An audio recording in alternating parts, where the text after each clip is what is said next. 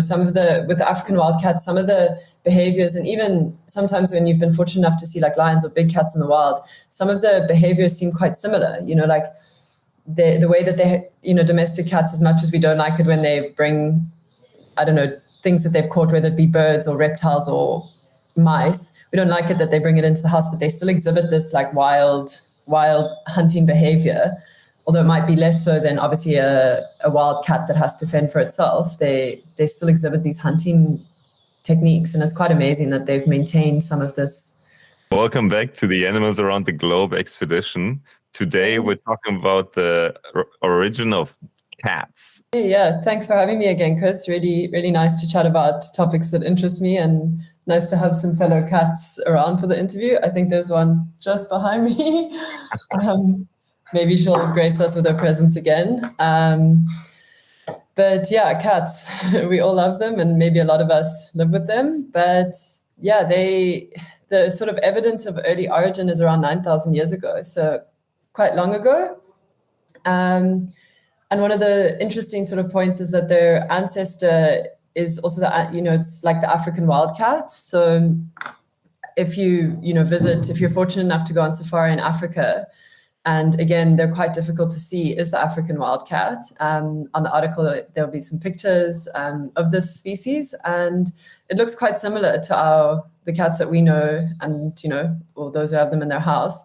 But they're maybe a little bit bigger. They kind of look a little bit more long-legged, and they sort of have a more brownish color coat with like the stripes, which is obviously to hide themselves, and they're obviously not tamed. But it's really cool that one of their ancestors is still around.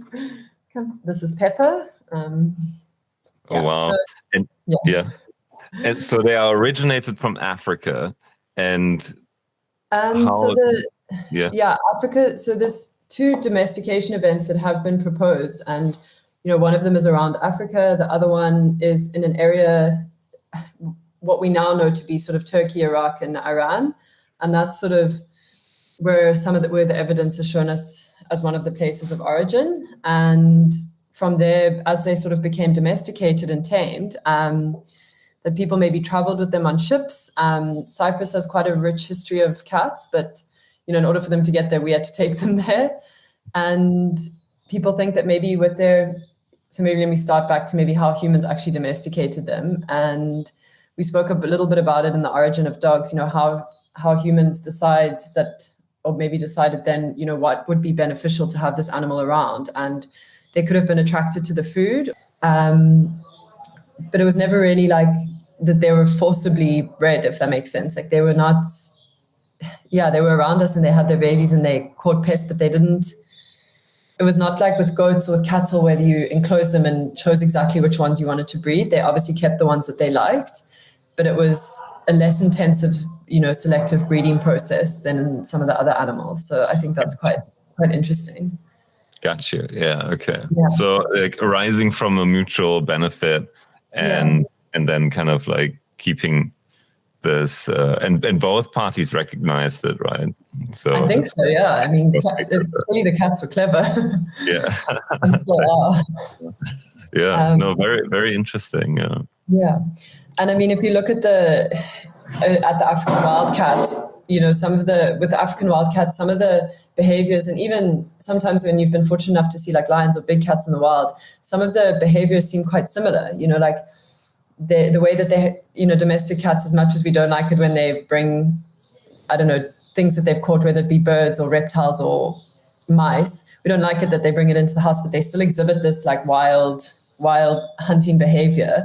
Although it might be less so than obviously a wild cat that has to fend for itself, they still exhibit these hunting techniques, and it's quite amazing that they've maintained some of this element, whereas perhaps a toy poodle is not going to go and hunt for its food. Yeah, no, that's true. Yeah, that's a big difference to dogs. Yeah, to a lot of dogs. For sure.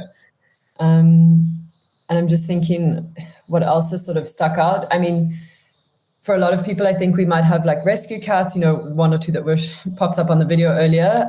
But there are obviously breeds of cats, one of the larger cats being that Maine Coon breed. They're really big cats. They've got quite like a strong jawline. They have these little fluffs.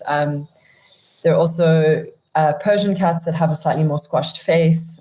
So there are obviously cat breeds. But I also read up, and there's an interesting sort of stat that they estimate that there's 600 million cats in the world, which I think sounds like a lot. That is a lot. Wow. Yeah. That's crazy. Yeah. And in some countries, as we investigated, they are also seen as a pest almost, right? And a threat to the local like animals and Yeah, for sure. I think, unfortunately, if it's the same breed as a general domesticated house cat, it's the exact same species, but they've ended up going back to their like wild roots. Perhaps they were born in a field or whatever, and they've had to fend for themselves. So they are then called feral cats, and they have to hunt, they have to eat. And as we see in that article about the feral cats in Australia, they end up actually wiping out or endangering indigenous populations, which is really unfortunate. Yeah, because there are not many predators for cats anymore, right? Especially in Australia. Yeah, there must be, with the poisonous snakes, and they actually even have domesticated dogs that have gone wild as well, like almost like feral dogs that are also quite a risk. And I would assume that they would kill and eat a cat, but cats are clever. They climb trees. Yeah. And if they've obviously managed to survive out there, maybe their lifespan is shorter than a domesticated house cat, but they're able to survive. No, it's interesting. Very clever beings. Yeah. Yeah, absolutely. Yeah. No, awesome. Is there anything else you would add, or do you think we covered the main points? I think we've covered the main points. I mean, you can obviously look up, the importance they played in Egypt, to the point where I think people were buried with their cats that they loved and sort of cherished. Yeah. Yeah, maybe let's dive into that for a minute. Because in a lot of like pictures on walls and wall paintings in Egypt, cats are always a symbol, right? So of course, maybe let's talk about that connection. Yeah. I mean, I think their relationship obviously also, again, probably born out of a being mutually beneficial. They really liked and appreciated these cats, whether it be the general interaction that they had or that they also killed the mice, but they definitely put out food because, they hung around. And I think there was a case or an article where one of the cats that was buried, and when this was discovered, the cats had healed fractures on its ribs. So the cat may have had an injury, obviously from something.